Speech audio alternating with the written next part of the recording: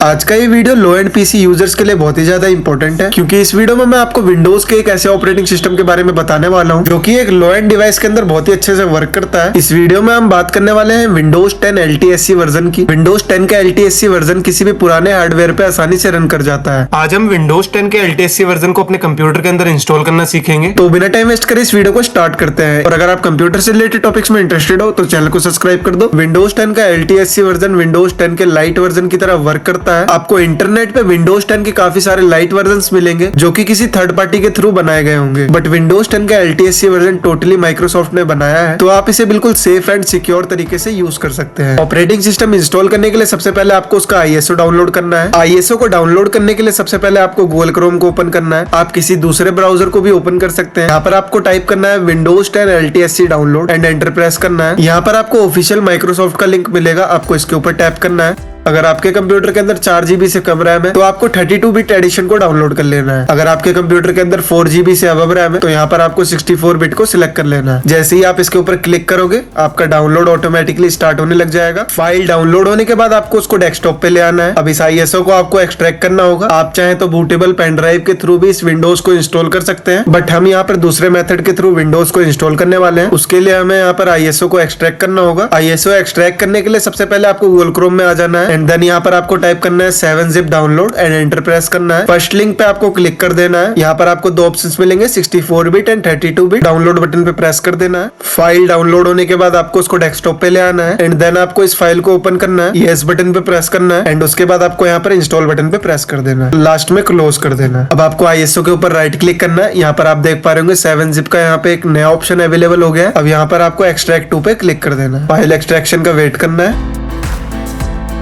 File extraction होने के बाद आपको इस फोल्डर को ओपन करना है। यहाँ पर आपको एक सेटअप फाइल दिखेगी, सेटअप को आपको ओपन कर लेना है। यस बटन पे प्रेस कर देना है। आपके सामने पॉपअप ओपन हो चुका है। आपको यहाँ पर नेक्स्ट करना है।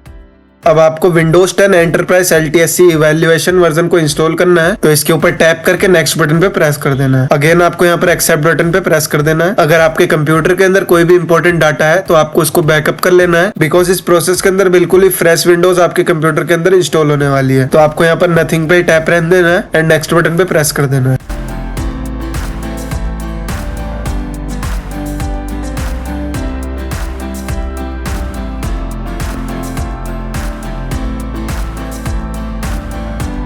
A few moments later.